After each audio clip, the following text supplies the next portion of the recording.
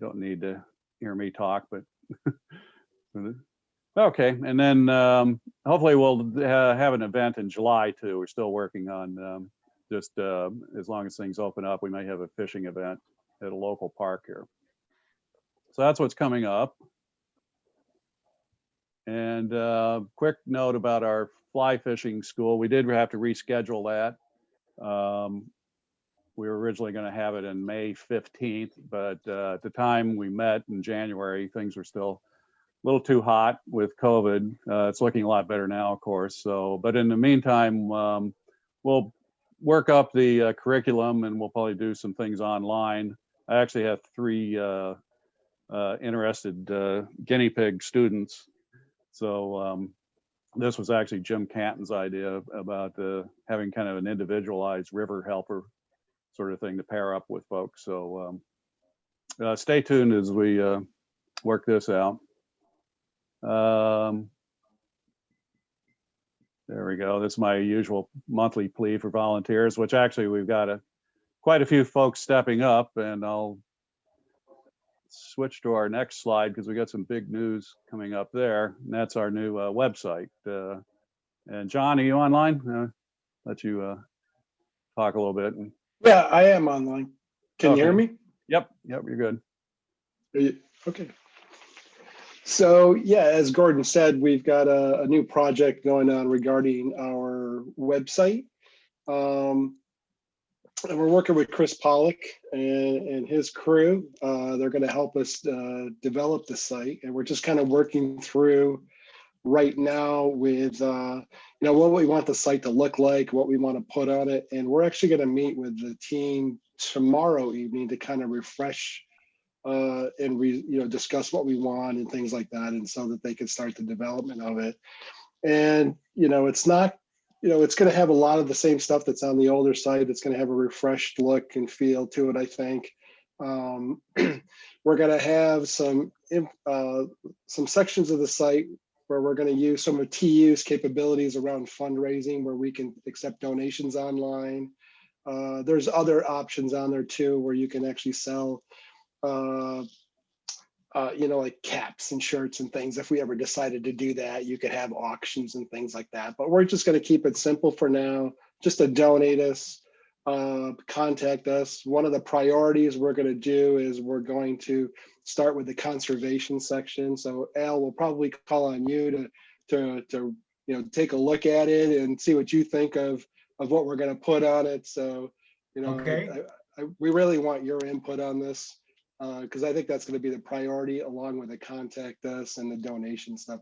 And then we'll see other things, other links to it as well. So it's going to be a work in progress, but we want to get an initial site out there that's going to tell everyone what we do, what's important to us, the conservation stuff, and the contact us and donate us. So we're really excited about what we're putting together. And I'll have more information after tomorrow night's meeting to see like when we can expect to, maybe see a draft of it, Al, for the first cut, because we're probably going to focus on your stuff first. But okay. I'll give you guys a better idea of when we can have it up and running for everyone's to take a quick look at it. And that's about it, Gordon. Just okay. We're excited about it. And, yeah, it's going to be fun. It's one of the things John is being humble about, but these graphics I'm showing, he actually designed those using some of the tools on TU's national site. So we have some new logos here. The round one, probably if you have the patch that we would sell to people, John took that and digitized it just from a photo of the patch. So that was kind of neat. So there's a lot of tools actually that TU has that we're going to try and take advantage of. And yeah, stay tuned. This should be up soon. And okay, Al, it's conservation time. I use your pile of junk picture this tonight. Okay. Well, one of the first things I just want to talk about was the stocking program. Like I already indicated earlier, I checked with both my point of contact at Region 8, and I also talked to the manager down at the Bath Hatchery, and definitely a no-go. We cannot help with the stocking. And like I said, they asked us specifically not to even approach the hatchery truck if we run across it down there. So it's a no-go, and hopefully next year we'll be able to work together. But they are going to stock as usual. They're going to have two stocking sessions. One stocking session is going to be 22 March, and they're going to be putting in about 3,600 trout. And like last year, they're going to be stocking both rainbow and brown trout in the Cohocton. I never did catch one of those rainbows last year, but I didn't fish anywhere near the bridges. So the first stocking 22 March and about 3,600 trout, and then the second stocking is going to be 7 April. And again, about 3,600 trout, both rainbows and browns. And as usual, I just asked that I kind of put out the dates for the stocking, but we don't want to get down there and crowd the trout or the hatchery truck. So give them a couple of days to get acclimated before you get down there. The other thing I want to talk to you a little bit about was the Crossroad project. You know, that's our biggest project on our plate right now. We're going to be planting some trees, about 100 trees at the Fairbrothers project. But our big project for the next couple of years is the Crossroad project, where we're going to be putting in 9 pretty good size structures in the river in an area north of Avoca by Crossroad. So we already have done a lot of planning work on it. You know, as you know, we've got the funds through the Embrace the Stream program and the challenge that went on. So we're in pretty good shape for planning and funds. We've also done quite a bit of work on it. Both Tom Knapp and Ralph helped me out last fall. We went in there and cleaned along the river so that we would have good access. It was really very overgrown along the river. So the first thing we did was go in there and with the permission of the landowners, go in there and clear along the river so we can do our project without getting scraped and bumped. And, you know, we had to make it so we could get large vehicle down along the river and stuff like that. So we did that last fall.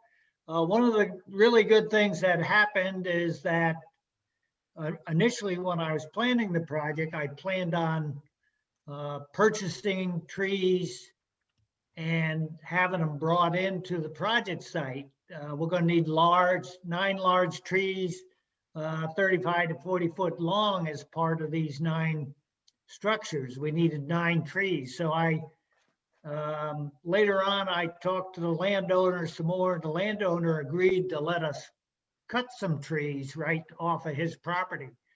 So I got with the DEC and early spring, late last year, and we marked out 9 trees. And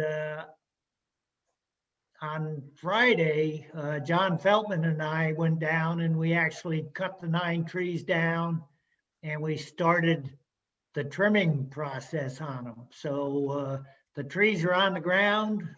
We started trimming them, and I'm going to be working with the property owner to kind of try to jockey them in position so that when we get the heavy piece of equipment down there, they can grab a hold of the trees and put them in position. So that was a big part of getting ready for the project, is to get those trees on the ground, get them trimmed up. And so, like I say, the trees are 35 to 40 foot long. I'm going to be meeting with, we're doing this project in partnership with the DEC and the Steuben County Soil and Water Conservation District, and I'm going to meet with them on the project site in April to make sure we got all our ducks in order, and they can come down and actually see the trees and we can discuss how we're gonna move them around and stuff like that. So we're trying to use due diligence and keep the project going. The idea is to install the structures, which are gonna be, the structures are gonna be, include one of the large trees, plus quite a few boulders around the trees. So they're gonna be pretty nice habitat structures. So everything's on track and we're trying to keep moving forward. Yeah, Yeah, there's no root balls then. I mean, like the ones they did on Awaka had big root balls on the end. we're not using the OACA model. We're putting in, earlier I distributed kind of pictures of what we were doing. Okay, What we're doing is burying the trunks in the into the stream side, and we're putting actually the top end of the trees out into the water. They're going to have much more impact on the water flow itself, and then we're going to be scattering the boulders among the trees. So it's really going to have a lot more impact on a larger cross section of the stream. okay, So it's not the same, we're not following the OACA model, it's a different design. got it, okay. So that's all I have for, I did, well, when I put out the my piece for the newsletter, I mentioned if anybody sees any good areas that need to be cleaned up on any river around here, let me know and I can take a look at them. But again, fortunately, you can see the pile of trash. This is from a project we did a few years ago where we took out over 12 tons of trash out of the river. And this is just one of about 13 piles of trash that we developed. So you can get a good idea what we did. But fortunately, I haven't found another spot like that needs a big cleanup like that. So if anybody sees anything, let me know. I'll take a look at it. In the meantime, if you see any small pieces of trash or piles of trash when you're out there fly fishing, pick them up and dispose of them properly. That's all I have. All right, good deal there. Did we sell that scrap metal? That we could have made a couple of bucks. Well, no, we didn't sell the scrap. We were fortunate in that when we did that project, we partnered with the village of Cohocton and the town of Cohocton, and they took care of all the disposal. You actually have to pay to get rid of that kind of stuff. So Okay, we were fortunate we did not have to pay to get rid of it, and we didn't get any money for it either. So that's good. All right, let's see. Will, is there any update on Project Healing Waters? We've been kind of Yeah, stuck in hold. we've received some information from Project Healing Waters National. They're starting to train people how we can have a limited engagement with the volunteers and the veterans and the participants, etc. We're different places across the nation are getting trained on different dates virtually. And they're going to have I think they're going to have pilot programs with 12 different Project Healing Water chapters to see how it works out. All the people will have to sign waivers, and it's quite complicated. So Max and John and I will have to take this training and see what's going on. We still have the date for the picnic, but it's really still up in the air. The Canandaigua VA is undergoing a lot of construction and changes. So even if we were to come back online immediately, it's uncertain whether we could go back in there like we did before, at least in the near term. So there's several different variables that have to come together before we can actually do anything, but at least they're starting to have movement and at the national level to get some of this going again. So that's all good. All right, good. Yeah, we're all looking forward to doing that again. Okay, so I want to introduce our first guest speaker, Matt DeLorenzo from the Hungry Trout, and he's going to tell us about a promotion they have for TU members. So I'm going to stop my share and let him bring up his deck there. And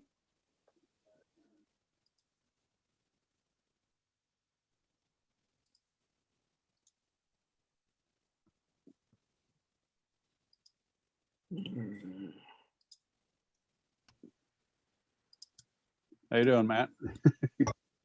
Good. Here we There he go. goes. Just getting all sorted out here. Can Okay. you see it? All right. Awesome. So thanks everybody for coming tonight. Some of you guys actually know. One of the nice things about talking to you guys is that we're kind of what we would consider within our realm of travel for distance wise. You guys are like just under 5 hours from us. Normally this presentation takes like an hour, but I'm going to crack it down into just a few minutes so I don't take up too much of your time. I'm going to attempt to start off with a video that will really give you guys a good idea of what we kind of are about and what we offer. And if it's buffering too much or not playing well, let me know and I'll just stop it. But I'm going to start off with that.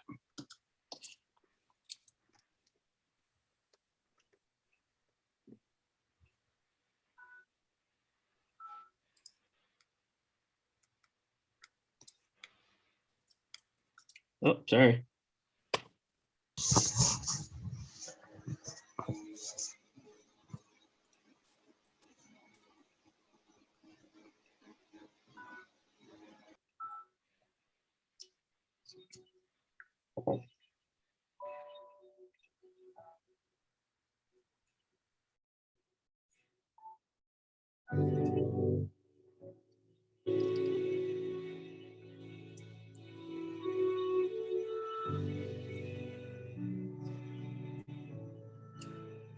That's my house, by the way.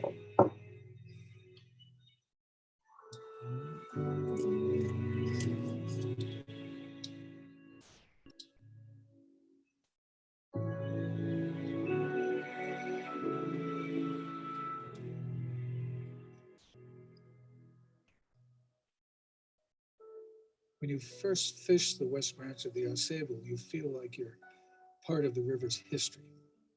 I first fished it 37 years ago. I remember distinctly that after fishing one night, I sat on the bank and I looked up at the stars and I said, if I could make a living here, this is where I want to be with my family for the rest of my life.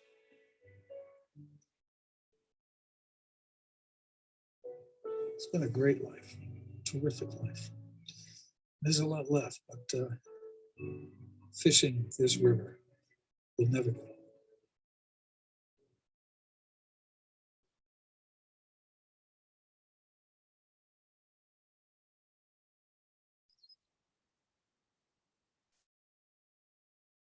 Growing up in the Adirondacks made me who I am.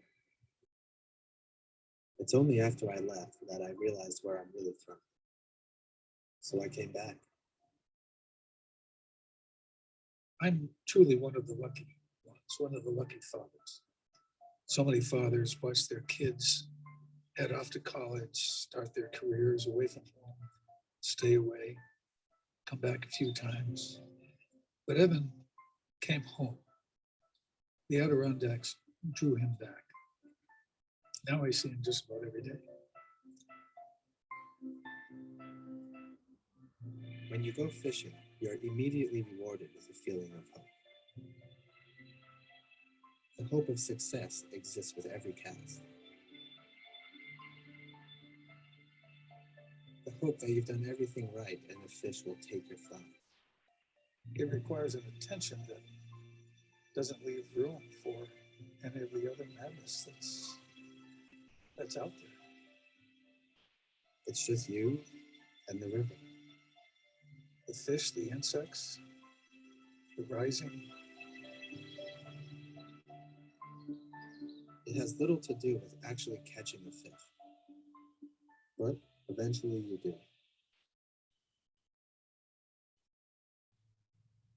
do. Out of respect, you bring your fish quickly to net, only to admire it. Letting a fish go restarts the journey. Now you know the fish are there. I'm not sure what it is about a father and a son fishing together. It's a bond. It's a shared experience. You're sharing each other's hope, each other's passion, frustration, each other's success. This is what the Adirondacks is all about. This is really what the Ausable is all about. This is what our life here is all about. Family, the river, the hungry trout. It doesn't get better.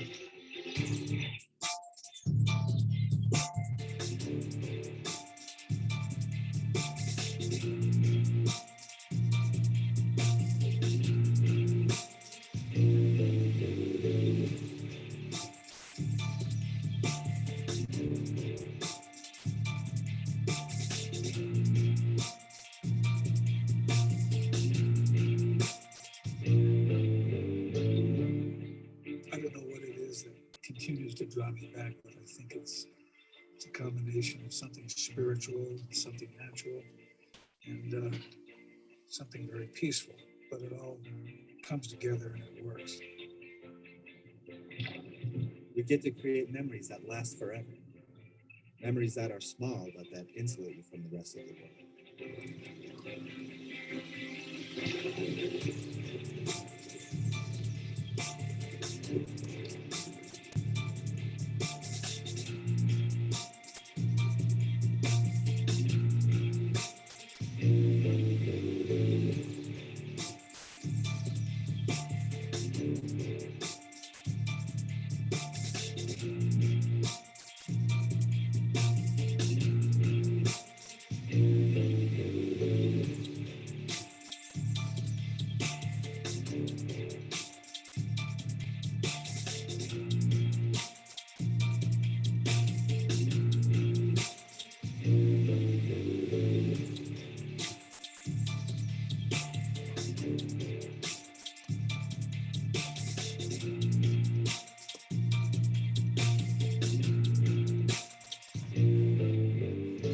Unlike so many places on this planet, the Ausable is just as pristine as the very first time I fished it. Doesn't get better than this. What a blessing. It's been a true blessing.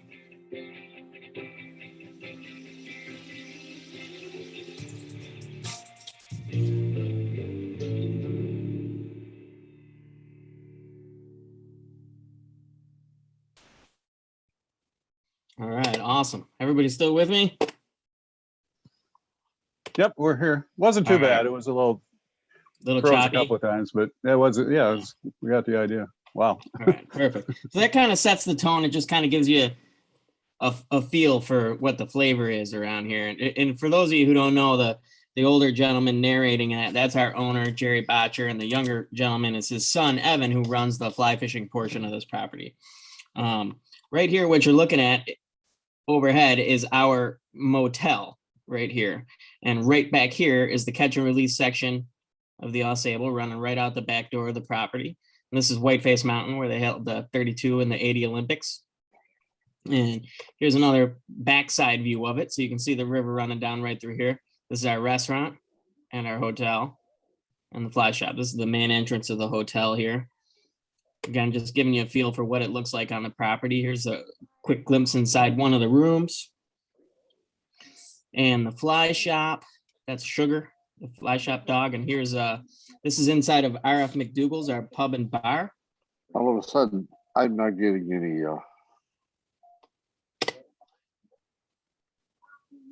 You're not getting anything? nope. Okay, Beautiful day in the neighborhood. back up. Good stuff. Can you see it when I'm in this view? Man, I'm seeing everything. Yeah, I I was think you're getting good. everything. Yeah, I think you were fine. Okay.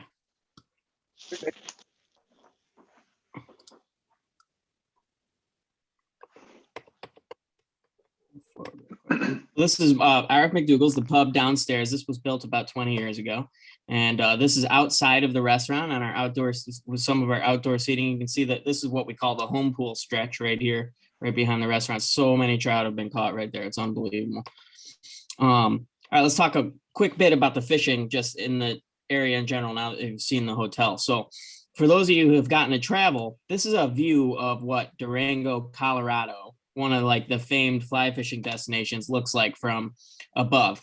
This is 210 miles above, and you can see some good stuff in here. Here's like the Animus runs down through here, and all this highlighted water, some good stuff going on there. Some of you may have been to Durango. It's pretty cool. You should go if you haven't. Here's another one. This is Driggs, Idaho. I don't know why it keeps doing that. Driggs, Idaho, again, from 210 miles above. Got a lot of great water in there. I'm like pointing my fingers at it like you guys can see it. All right, moving on. Here's Missoula. This is like Missoula's dry fly heaven, the mighty Mo, right up through here. Some of the best dry fly fishing on the planet. But you can see you got a river here and a couple little lakes here. Let's look at what the Adirondacks looks like from the same distance above with no rivers highlighted. You can see we have a vast, huge amount of water. None of our rivers are highlighted in this thing. Right here we have the Ausable, the Saranac, the Chateauguay, the Marble, the Salmon, and a bunch of other stuff. What's going on here? Sorry about that. Some technical difficulties. All right. And just to give you a synopsis of what the Ausable's like. So the Ausable can get a bad rap sometimes because you hear stories about how difficult it is to wade and everything like that. And that can be true. But what's not known is that there is a ton of different water types on the Ausable that are very user friendly. Okay, so this right here happens to be the water right behind the Hungry Trout. This is the pocket water that the Ausable is famous for. Fran Betters has like a famous quote about there being a fish behind every rock in the river. A lot of you have probably heard it, and it's pretty true. When the fishing is good, just like anywhere else, it holds true. Here's another section. This section is in the bush country. You can see we have some beautiful, deep gliding pools. This pool is so deep, we've never seen the bottom of it. You'll see an angler here working it. And we actually own the far side of this river here that you see there. And here's the river road stretch. So this is the super wading friendly stretch of river. This is a 7-mile stretch of river that is nothing but sand and nice, beautiful, deep river bend pools and a couple riffles and stuff like that. And very, very friendly. Here's another stretch. This is in between River Road and the Hungry Trout. This is an area known as Bassett Flats. A lot of huge fish have been taken. Some of you might recognize that photo from the cover of Cabela's that was on the cover of, what? Stop doing that. I got something laying on my keyboard or something. This was actually on the cover of Cabela's. This is a pretty cool photo shoot. Let's show you a couple fish real quick. This is a big fish from the Ausable. This fish measured 21.5. There's another big one. That one actually measured bigger, but it looks a little smaller because those are two pretty big dudes. That's Big Fish Dave, we call him, or BFD. He always catches a big one with us. Here's a big wild fish from last year. And here's another big wild fish from a couple years ago. So you can see that we do have a variety of bigger fish. And, your standard average everyday fish on the Ausable is going to be your regular 8 to 12 inch fish with your next size group going like 14 to 16, then your 18s to 20s and then up. And there's plenty of big fish in the river. Something I wanted to talk to your group about specifically, we do a chapter trip for Trout Unlimited groups that we offer exclusive to clubs like yours. And how it works is we set aside a weekend for you guys, and you can come up and spend the weekend with your chapter members, and we do it at like a deep discounted rate.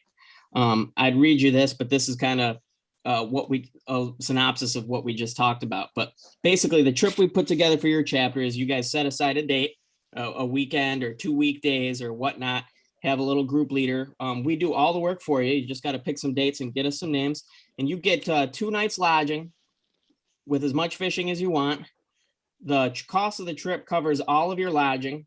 It covers your breakfast. and it covers your dinner at the restaurant for both nights. And the cost is $299 per person based on double occupancy.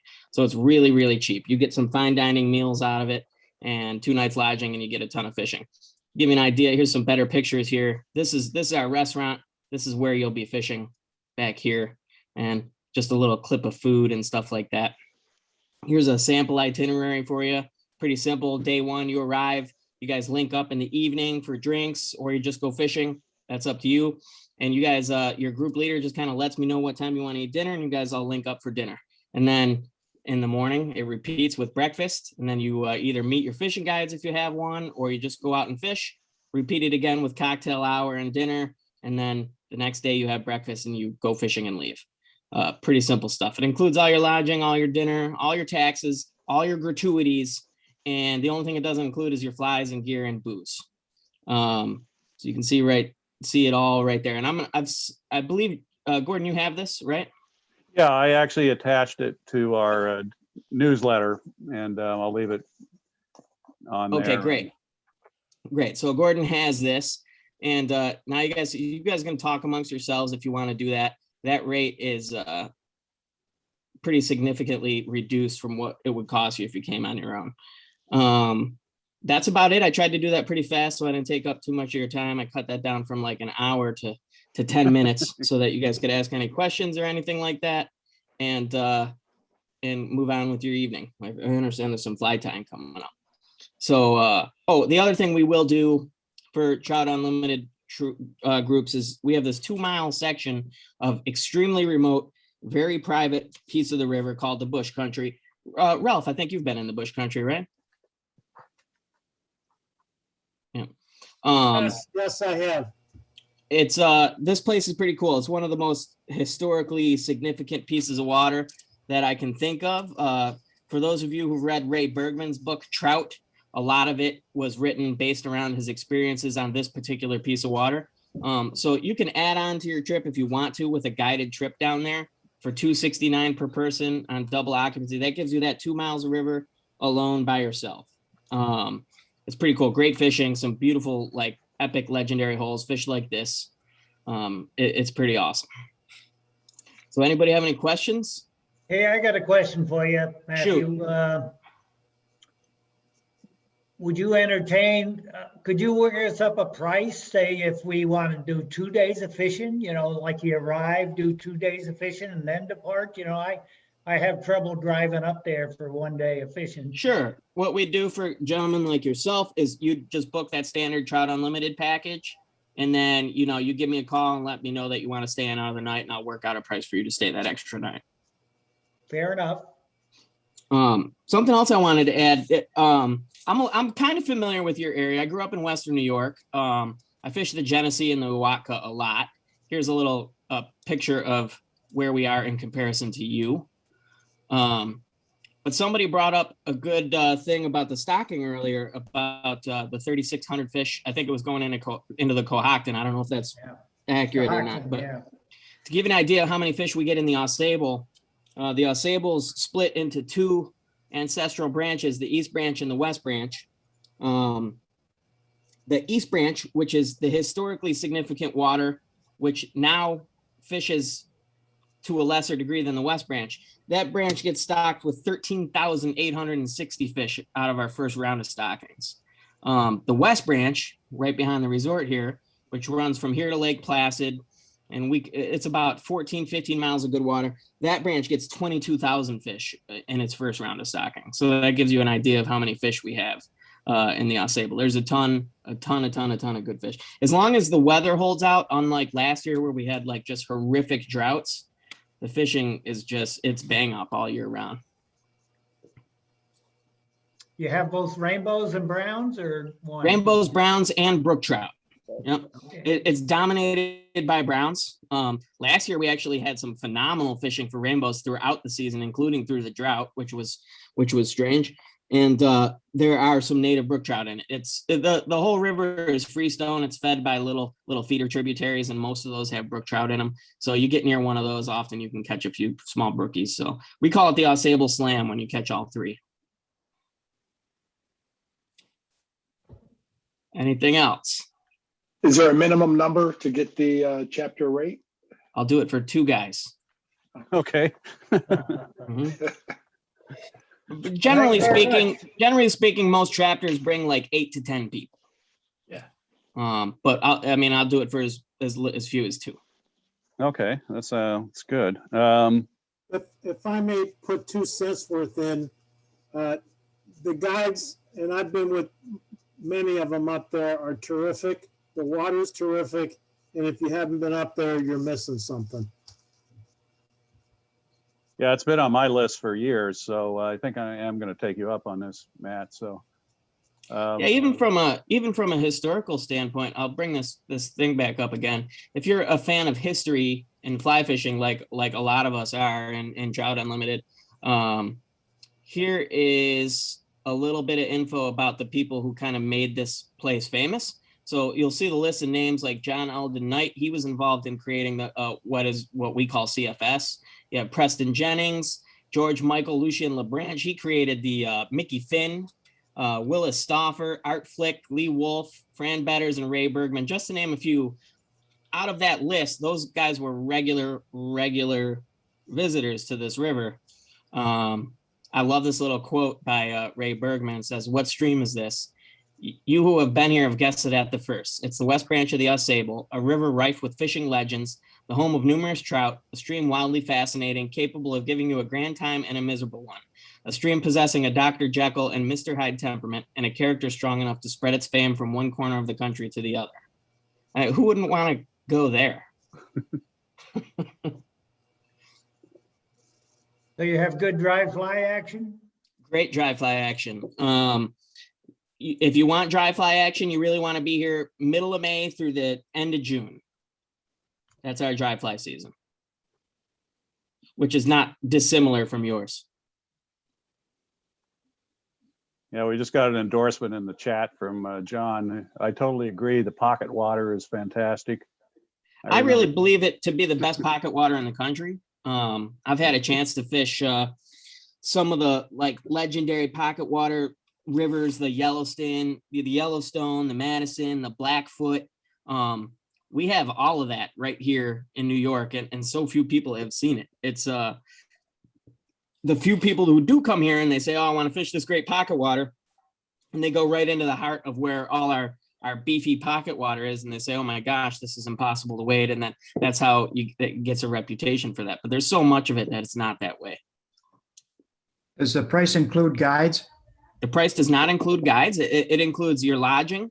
It includes breakfast. It includes fine dining meal both nights, and it includes your tax and your gratuity to the restaurant staff.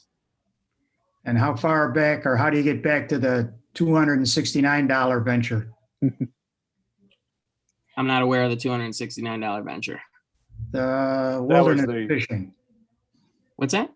What you call the wilderness fishing or whatever. Oh, the bush country. That is guided add-on. So that would be an additional $269 per person. That gets you a guide in the bush country. And how do you get on that Ray Bergman water? And how do you get there? We have exclusive drive-in access. So to get to that, normally, if you were to just come here without us, you would have to hike 2.5 miles through the forest to get to it, and then hike another 1 or 2 miles upstream to get to the water. We can drive right down to the water. And this is not the same as your brook trout water. It is not the same as the brook trout water. No, I didn't touch on the brook trout water too much just because I don't have much time. But the brook trout water, that's Twin Ponds Brook Trout Preserve. It's a 2,000-acre brook trout preserve. It's loaded with huge brook trout, 3 to 5 pounds. We've caught fish up to 7 pounds. And that is down a mile-long private dirt drive. That's probably what you're referring to, right? Yes. So that price would be the same. It'd be an additional $269 per person, guided only. And that's all from a boat, lake fishing. The pond. Correct. Okay. Mm-hmm. Not the bush country. That's walk and wade. The bush country is all walk and wade. I will show you some bush country photos so you get an idea of what the bush country specifically is. Here we go.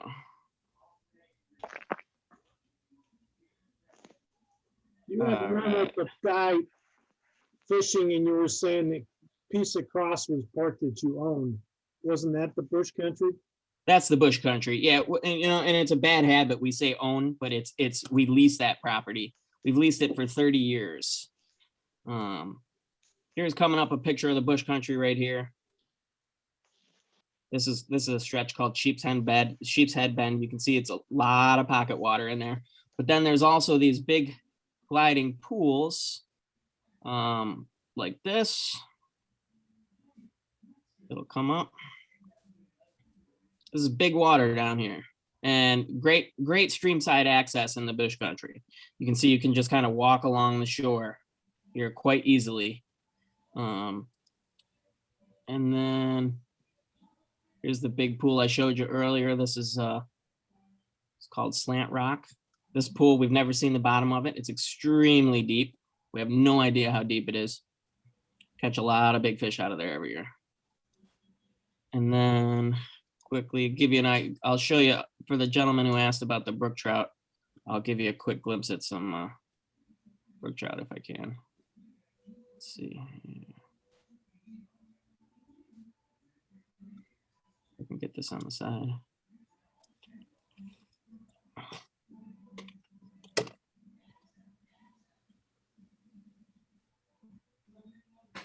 We'll go to my personal Facebook here.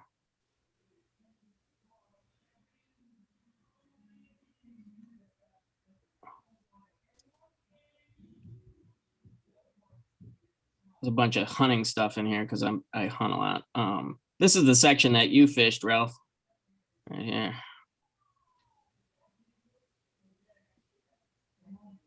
The gorge that you were talking about. Yeah. Brook trout. We got birds. We got dogs on their bellies.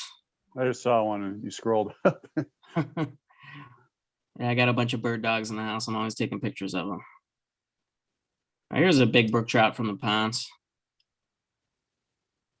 Right here. I can't get a good gauge on how big that one is, but this is a what I would call your average large fish from the bush country. We catch a lot of fish this size down there, and this photo is taken in the bush country. This is a big bush country fish right here.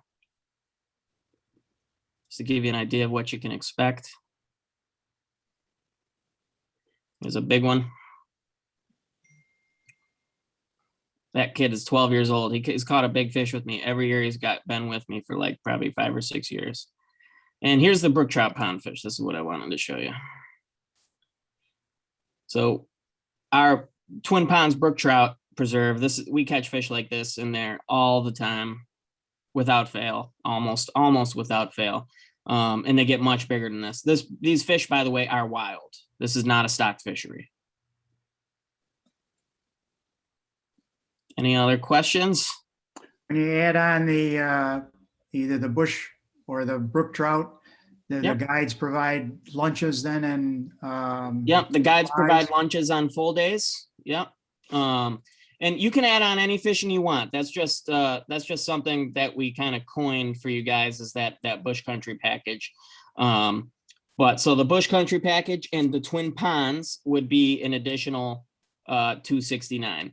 Now you could also just add regular guiding on if you wanted. We offer half days for one person for $195, full days for $295, and for each person you add on to that, it goes up $100. So a half day for one is $195, a half day for two is $295, to give you an idea. Okay. So I guess the best thing is should we contact you, Matt, then? And yeah, if you want guiding, you just reach out to me. Okay. As far as setting up a group trip for you guys just can chat amongst yourselves, and you pick a date. And once the date is picked, all the members have to do is call me individually, and I'll book them their rooms, or any guiding they want or anything like that. And how many rooms are in the hotel? I have 20.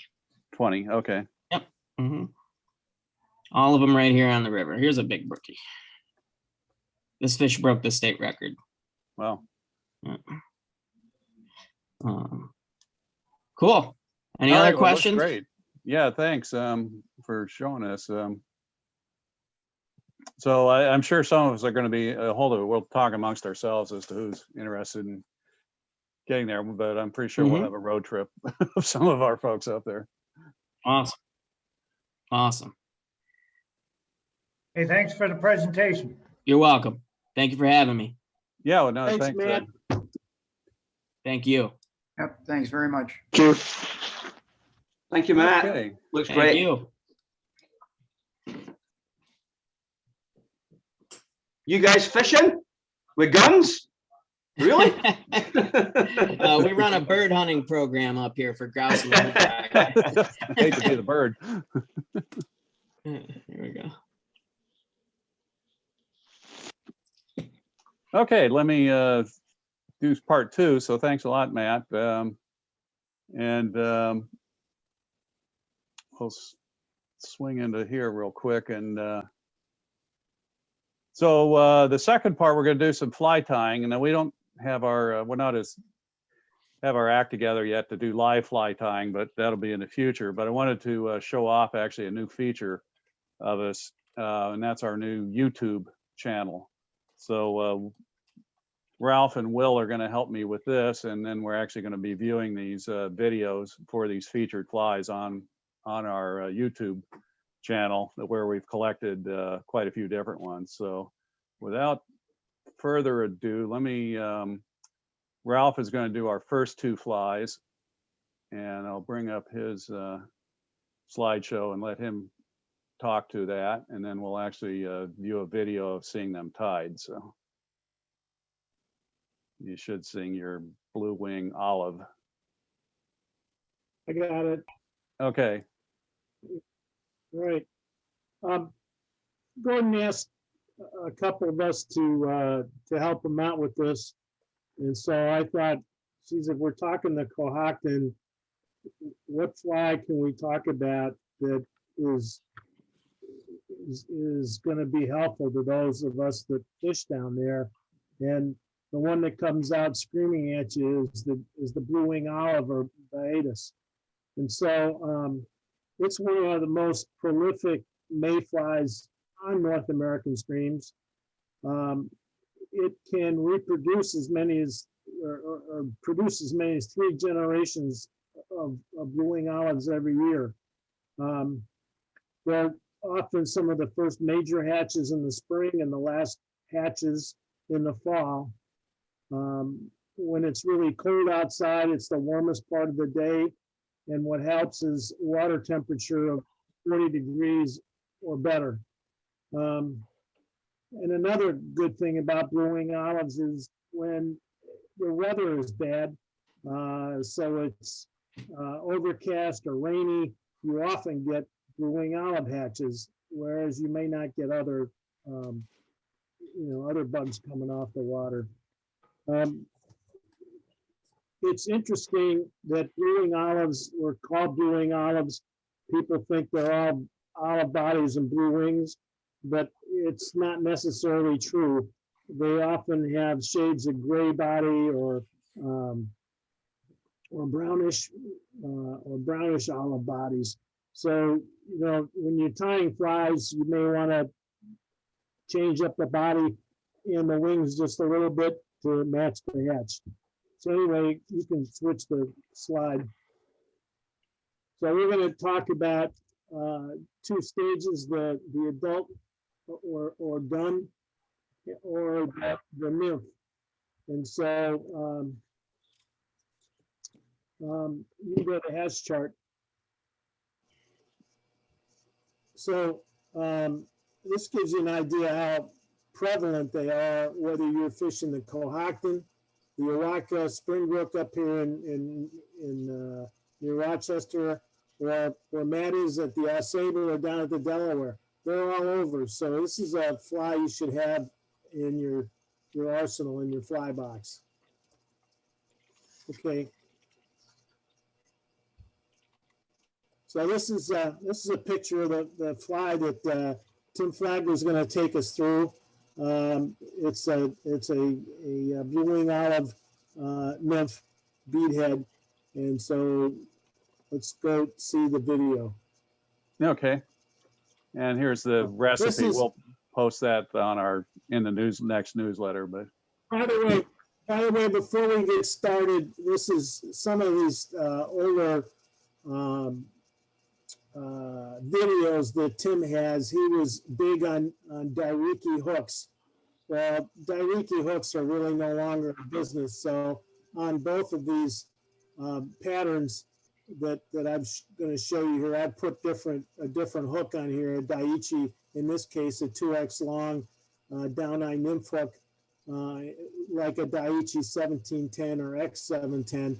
But even if you don't have those, you can pretty quickly go from Daiichi with some of these hook charts to a different hook, and you'll still be fine. okay. Okay. So let's take a look at how to tie this. And let's see.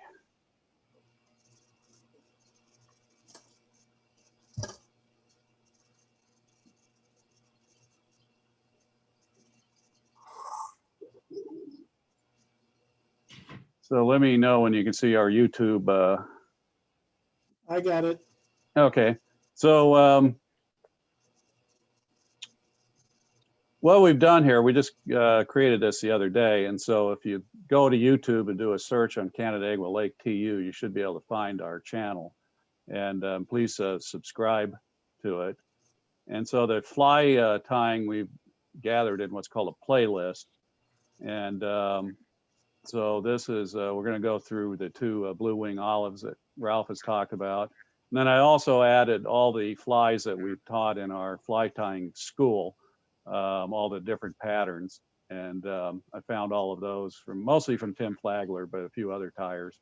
So we're getting quite a library of fly patterns. So without further ado, let's fire this one off. And feel free to chime in, Ralph, and as Tim's going about it here. You probably have an ad here.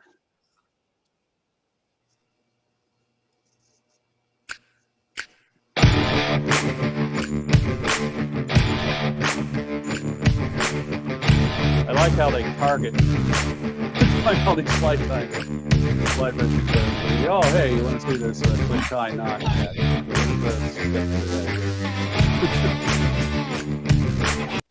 Okay, you can watch that on. And matches the hook well. And let's start it over. Every year at about this time, I start seeing significant numbers of Baetis nymphs when I do stream sampling here on the south branch of the Raritan River in New Jersey. They're fairly small, size 20 or 18 at best. So here's my interpretation of the naturals that I sampled. I really hope they work because I tied better than 3 dozen of them. Of course, only time on the water will tell. I start with the Dairiki number 730 in size 18. The 2X long seems to yield the correct proportions for the fly. A 5/64 of an inch gold Cyclops bead adds just a bit of weight and shimmer to the pattern and matches the hook well. Insert the point of the hook into the small hole of the bead and slide the bead around up onto the shank. You can then get the assembly firmly secured in the jaws of your tying vise, making sure the bead rests at the back edge of the hook eye. For thread, I've loaded a bobbin with a spool of UTC 70 denier in a color called yellow olive. Get your thread started on the hook shank right at the back edge of the bead and take several wraps rearward before snipping off the tag. For the tail, I pull down 6 or so Coq de Leon fibers perpendicular to the stem and strip them off. I'll then align the butts to align the tips. Pass the fibers to your right hand with the tips pointing toward the rear of the fly. Measure to form a tail approximately a hook shank in length and transfer that measurement rearward to the start of the hook bend. Using the back edge of the bead as a guide for your scissors, snip the excess butt ends off square. Give your bobbin a counterclockwise spin to uncord and flatten the thread. This will cause it to jump rearward when you take the first wrap, catching the fibers in the process. Continue taking thread wraps to secure the fibers to the top of the hook all the way back to the start of the bend. A single peacock curl, snipped from the area below the eye, is used to enhance the look of segmentation on the fly's abdomen. You can of course use commercially available strip quills if you like. Although a little time consuming, stripping the flues off with either an eraser or your fingernail also yields good results. With the quill stripped, trim away the brittle tip, leaving a quill segment 1.5 inches or more in length. Get hold of the tip end and lay it against the near side of the hook. Which side of the quill you have facing outward is really up to you. Take wraps of tying thread to secure the quill back to the base of the tail, then forward up the hook shank. Once it's locked down, trim the excess tip off and continue taking thread wraps forward to the back edge of the bead.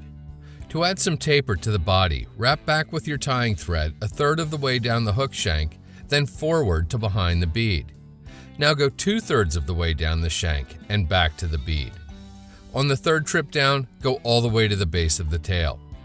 There, give your bobbin a counterclockwise spin to flatten and floss out the thread. Take wraps with the flattened thread to fill in any lumps or bumps on the tapered body. End with your thread at the back edge of the bead. Get hold of the quill and start making open spiral wraps with it up the hook shank, like so. 6 or 7 turns generally looks pretty good.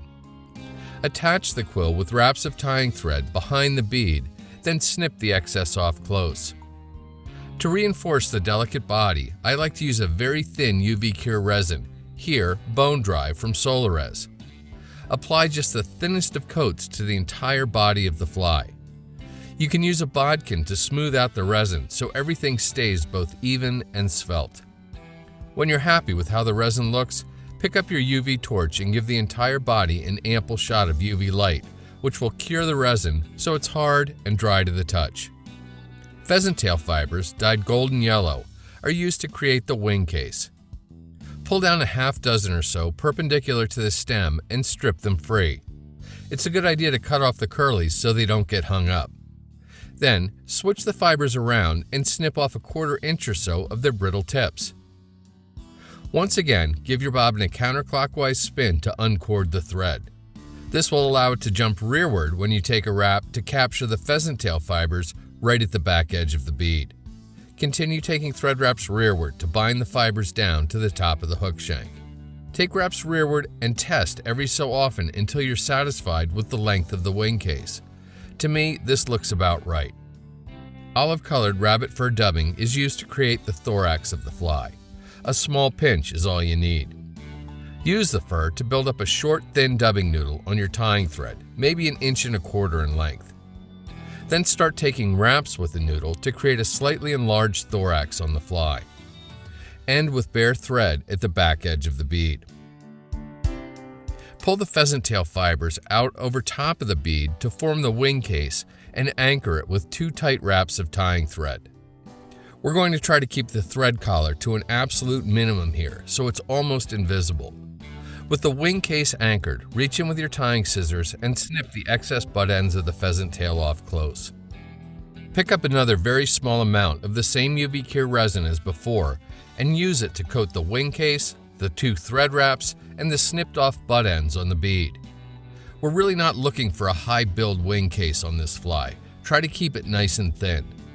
Once everything is well coated, pick up your torch and give the entire area an ample bath of UV light. The resin should cure very quickly and completely. This will allow you to snip off your tying thread with confidence that it won't come unraveled even though you never did a whip finish. To bring the fly to life, use a little piece of Velcro to roughen up the rabbit fur thorax. If things get a little too wild, just trim off any wayward fibers. And that's the beadhead Baetis. I have a sneaking suspicion that it's going to work well pretty much year-round.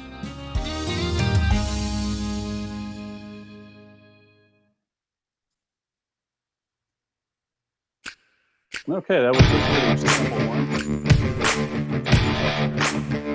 Not sure which one is going to play next. Let me just back up here. And there we go. So I'm just going to go ahead, Ralph, and play the emerger. That's fine, here. go ahead. Okay. Watch our ad.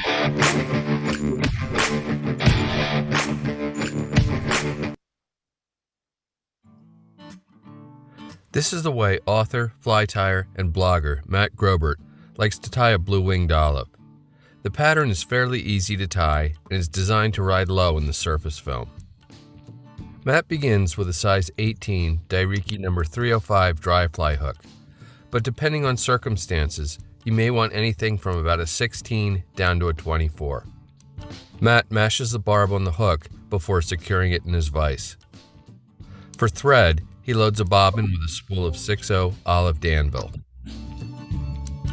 Start your thread on the hook shank and take wraps rearward before breaking or snipping off the tag. 2 natural colored CDC feathers are used to form the wing of the fly. Align the tips of the feathers and then collect the tip fibers. Measure them to form a wing a hook shank in length, and then with a pinch wrap, tie them in just forward of the halfway point on the hook shank.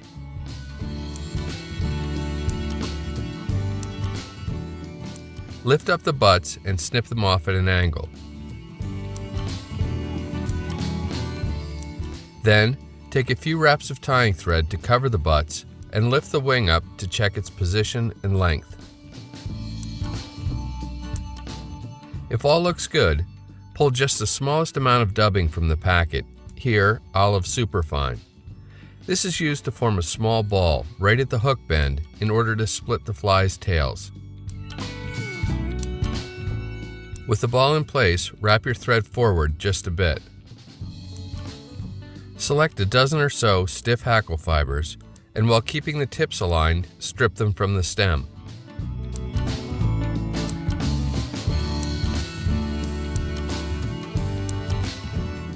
Measure to form a 1.5 to 2 hook lengths long tail, and then snip off the excess curly butts so they don't get in the way. Secure the fibers to the top of the hook shank and begin taking wraps rearward. Pull equal amounts of fibers to either side of the dubbing ball to create a split tail.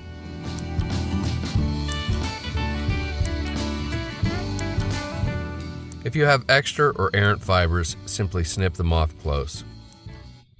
The finished tails should be set at about a 90-degree angle, like this. Microfibbets can be used instead of hackle fibers if you like. Pull the wing back and take a wrap or two in front to prop it up, and then take a posting wrap or two to hold it up even further.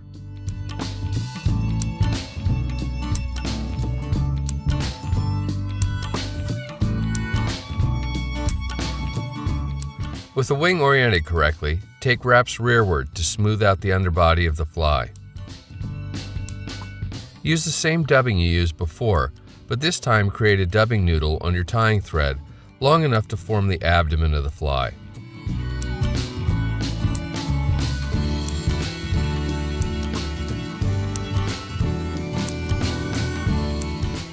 Although the dubbing should stop immediately behind the wing, advance your tying thread to immediately in front of it.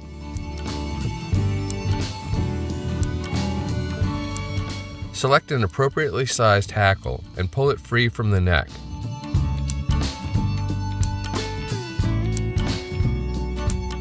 Break off the lower webby part of the feather and then strip off about 1/8 of an inch of fibers. With the dull or backside of the feather facing the fly, place the stem underneath and perpendicular to the hook shank, then wrap your thread over the hook but behind the feather stem on the far side. Then make a cross wrap to lock the stem in the perpendicular position. Bring your thread underneath the hook and behind the stem before capturing the butt with wraps on the far side of the hook. This tie-in technique is much easier to do than it is to explain, and it's very effective. Once again, reach for the green dubbing and pull out just a small amount. Dub a short thin noodle onto your tying thread and then begin taking wraps behind the hackle feather to form the thorax of the fly. Wraps behind and in front of the wing will help support it.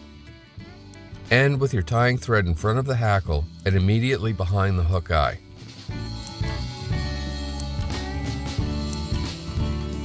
Get hold of the hackle with hackle pliers and begin taking wraps rearward. Take a single hackle wrap behind the wing to support it, and then wraps forward before tying the feather off behind the eye. Raise the hackle tip and snip it off close. Do a 4 or 5 turn whip finish, being careful not to trap hackle fibers as you go. Snip or cut your tying thread free. Finally, cut the lower hackle fibers off so the fly rides low to the water. This pattern works well on even the most selective of fish.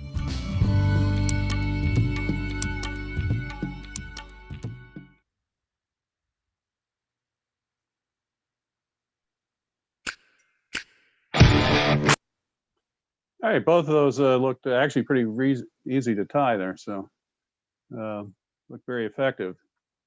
So we're going to do 2 more patterns tonight. We're about 8:15, so that should finish us up in good shape. And Will, you're going to talk about the zebra midge and the Griffiths gnat, 2 little bitty flies here. Sure. So I fish these 2 flies quite a bit. I always have them in my box. These midges are around 365 days a year.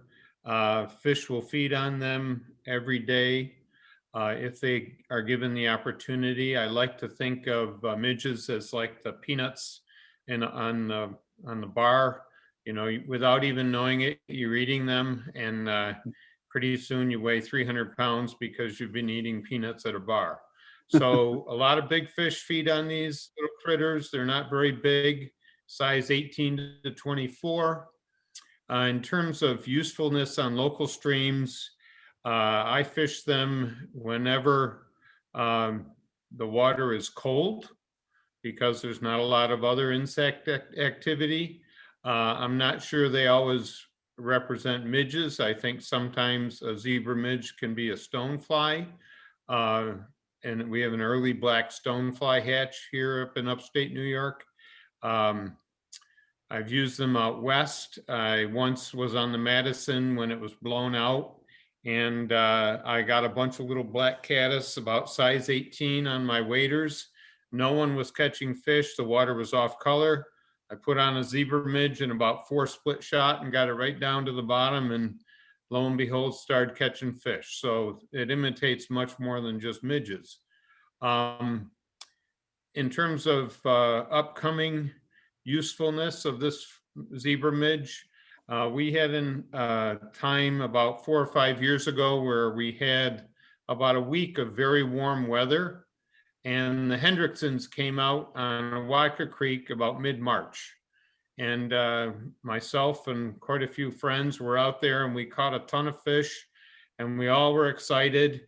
And then being upstate New York, the temperature dropped, the snow flew, and the ice and everything else, and the fishing turned off. I went back out there. I tried my Hendrickson nymphs. Nothing worked. So I put back on the zebra midge, which of course these midges will come out in all sorts of crappy weather and all sorts of water temperatures, and I started catching fish again.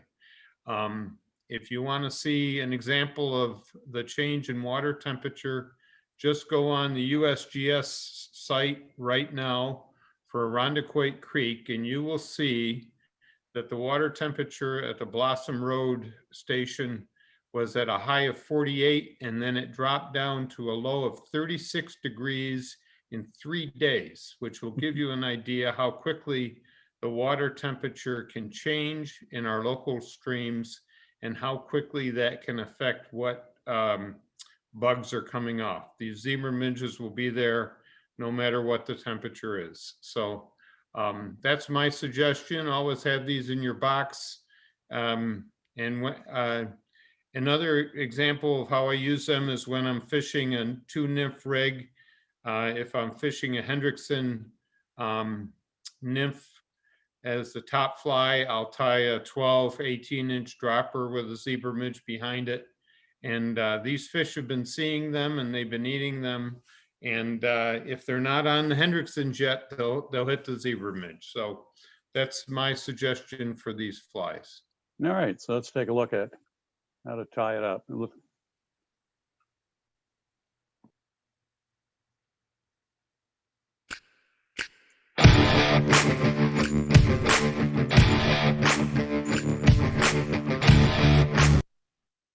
They really want us to buy that tool, don't they? The zebra midge is one of those patterns that really doesn't need an introduction. It's simple, effective, and works over a wide range of fishing situations. Although easy to tie, there are some tricks which help to produce a smooth, tapered body, which results in a better looking fly. Zebra midges are most commonly tied on hooks size 16 and smaller. Here, I'm going to use a Dairiki number 125 emerger hook in size 20. I'm using a 16th inch silver Cyclops bead because it complements the hook well. It can be a microscopic wrestling match to get the bead on the hook small hole first, but do your best. For tying thread, I'm using UTC 70 denier in black. I have it mounted on a small bobbin with a ceramic tube that I really like for tying smaller flies. Start your thread just behind the bead, taking a few wraps before snipping off the tag.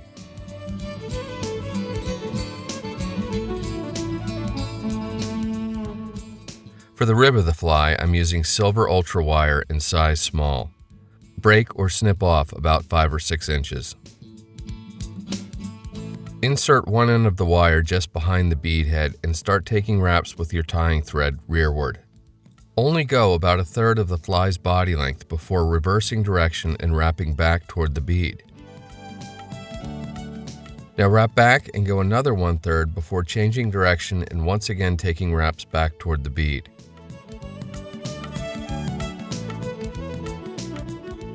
I know it seems like a lot of wrapping, but using this procedure really helps to produce a nicely tapered body. Once you've made wraps deep into the bend of the hook, wrap your tying thread all the way back to the bead.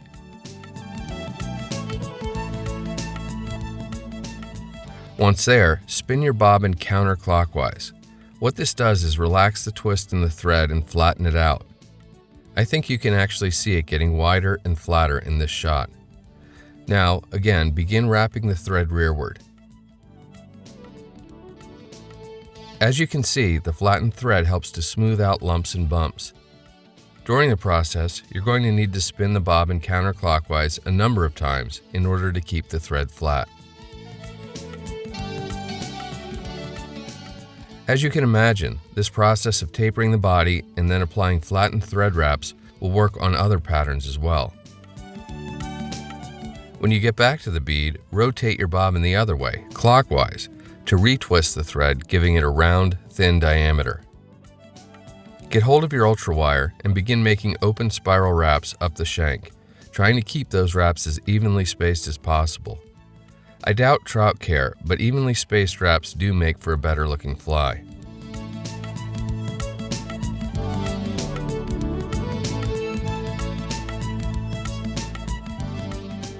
When you get to the bead, take nice tight wraps both in front of and behind the wire to secure it. Run your bobbin nozzle all the way up to the fly to brace it and helicopter the wire to break it off clean.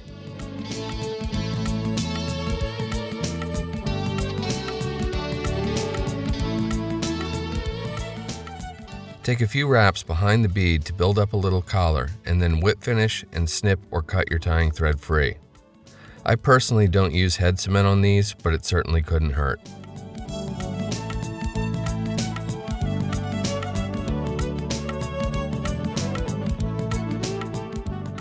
The pattern is easily modified with different colored beads, threads, and wires, but year in and year out, the original in black and silver seems to be the most popular.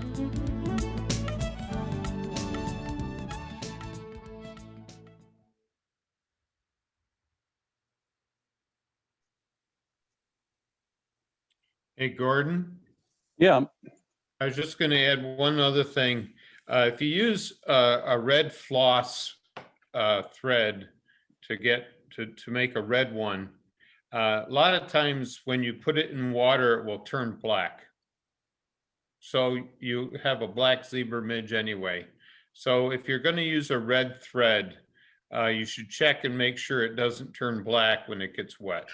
It's the same as your other.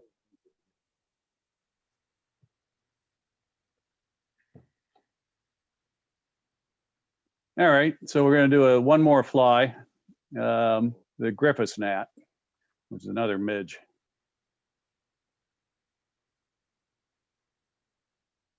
Yeah, go ahead, Will. You talk about this. Okay, this has been my, I always keep track of when I catch my first trout on a dry fly each year, and this has been the winner several years in a row. A lot of times it's out west somewhere where my family's skiing, and the fish are much more, I don't know, for whatever reason, they take midge dry flies off the surface much more so than they do around here. But I always keep them in the box because there have been a few times out on Awatka Creek and on Spring Creek where I've seen fish rising to midge clusters, and having a size 20 or 22 Griffith's net allows me to catch those fish. So, and it's a very easy fly to tie. The most difficult thing is finding hackle for a size 22 or a size 24. So every time I'm down at the Delaware, I go through the bins for the whiting hackles, barred or grizzly hackle, and I buy all the 22s and 24s I can find because they're difficult to get a hold of. But Tim does a good job tying this fly. Okay. So this is so we got the zebra midge is underwater, and then this is a dry fly on the surface there.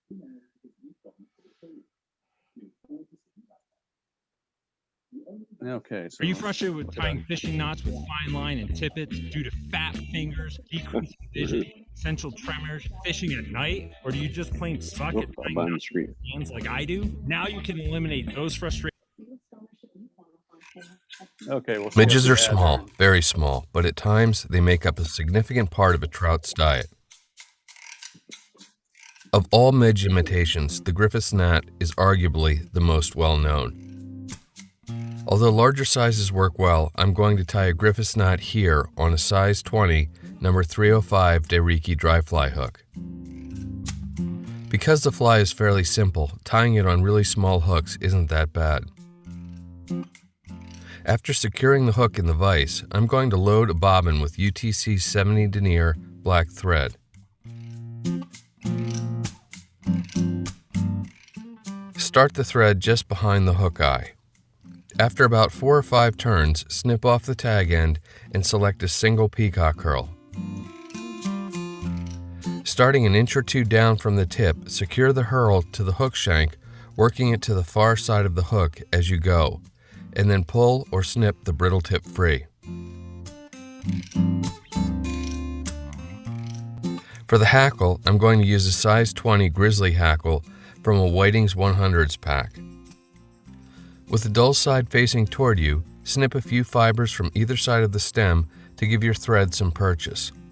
Then strip a few more fibers from the top of the stem to ensure that it wraps with the dull side facing forward. Tie the hackle in at the hook bend and then wind your thread forward to just behind the eye. With the peacock curl, make adjacent wraps all the way up the shank of the hook. You need to watch out for the hook point so it doesn't nick and break the delicate herl. It's very important to keep light but consistent tension on the herl as you advance it up the hook. Make one wrap underneath the hook shank in front of the thread, and then make one wrap of tying thread in front of the herl, one behind, and another one in front, and then snip the remainder of the herl free. You can then begin palmering the hackle forward around the peacock curl.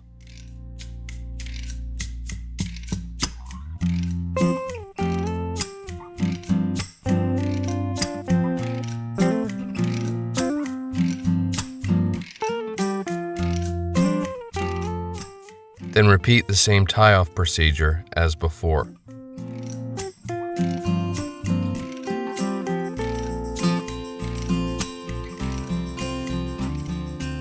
With the hackle tip snipped off, do a 3 to 4 turn whip finish, trying not to trap hackle fibers as you go.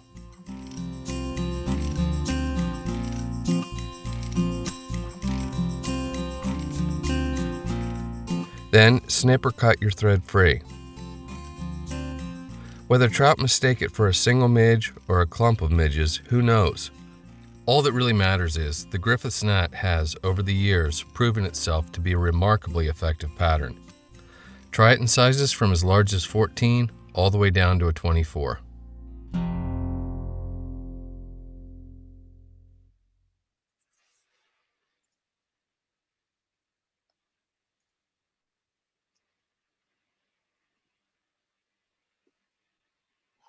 Get this year's big.